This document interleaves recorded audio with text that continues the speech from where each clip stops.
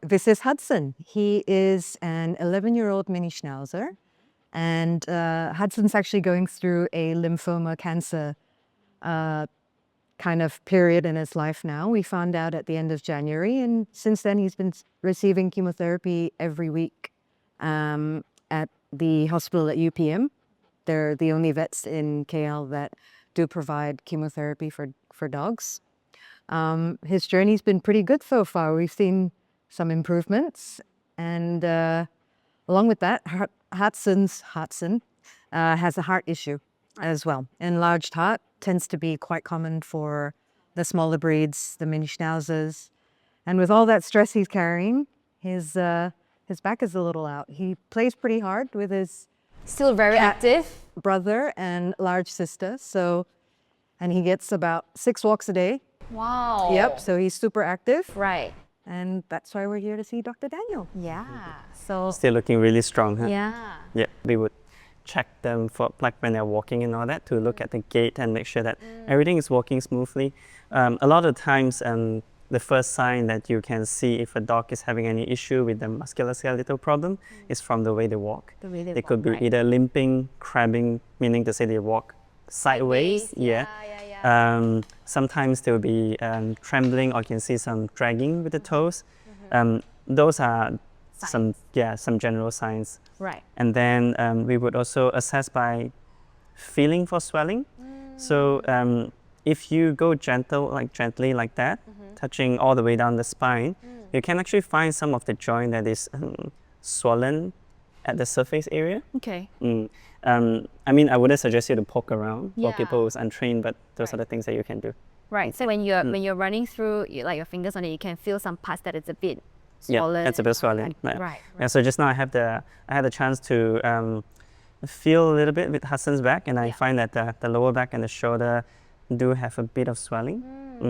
And I think May mentioned that he do have a little bit of discomfort at the lower back and the shoulder area. So it shows in your assessment as well. That the it does. inflammation is there. It match up. Yeah. And for most of the dogs that haven't received any chiropractic treatment before, it's almost like a car that haven't been sent for an alignment for a long period of time. Yeah. Some of the bone tends to go out of position, especially if they are very active, they play very rough, that kind of things can happen. And this is his first ever adjustment, right? I'm guessing. I think so. Yeah. Yeah, this is her first. Okay. Yeah, His first, yeah. That's right, yeah. Okay. Okay, so then we have to check all of the bones, right? And so including pelvis all the way up. So what we do here is to apply some gentle pressure to move around and see if the bone is functioning the way that it's supposed to be. Right. So for instance, like right now, okay, because his leg is not in the best position just yet. So sometimes you get signs from the dog. See, for example, when I'm touching on a certain area, you can see that they don't like it. They start to twitch. Yeah, those are some of the signs, and So I it do means find that that. he's in pain, or like Yes, they don't like it. That's- Yeah. right. Dog reacts very differently. Sometimes they will twitch. Sometimes they'll start screaming. Yeah. Sometimes they'll just straight off move away. They will usually give you very clear signs what they like and what they don't like. Yeah. Yeah. And then we'll just check all the way up.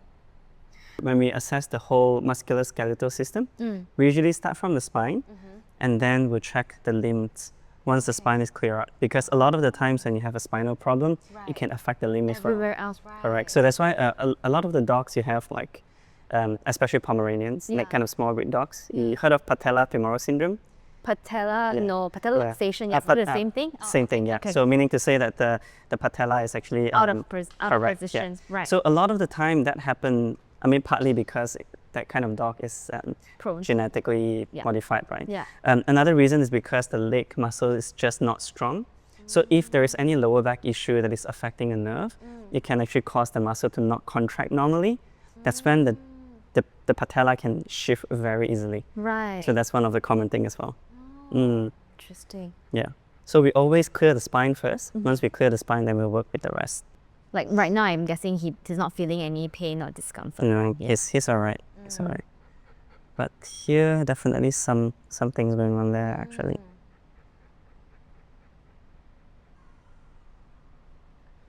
So I'm actually picking up something going on there. 11. I'm just going to assess the whole thing first, and Yeah. then I'll do the adjustment one shot later.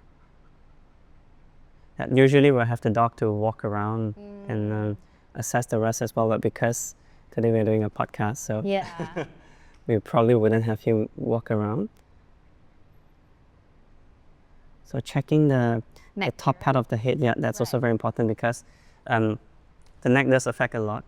Yeah, because the neck basically is the one, almost like a gateway for the whole spinal cord to run down.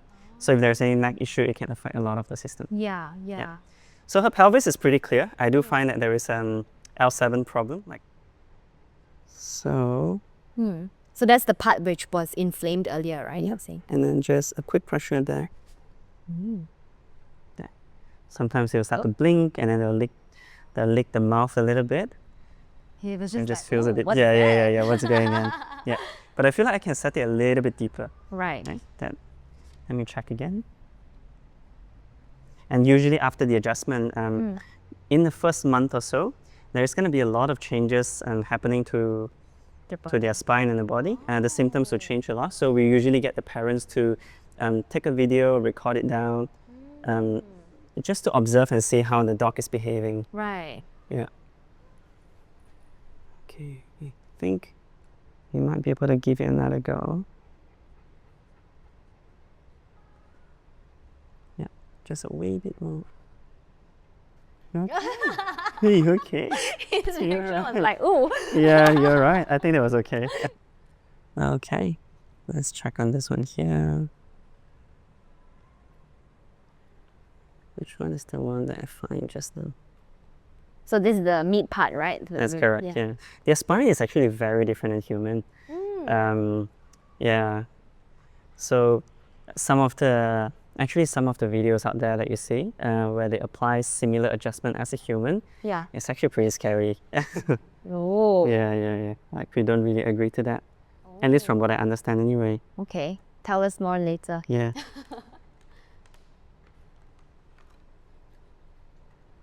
That's good, it's good. He's distracted now. Yeah. It's not shaking at least.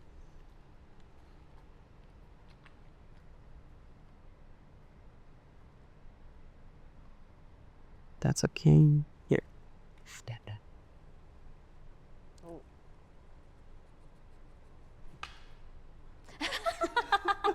Are you okay? The same reaction again. He's like... Almost there, almost there. One last time, okay? Close. Starting from there.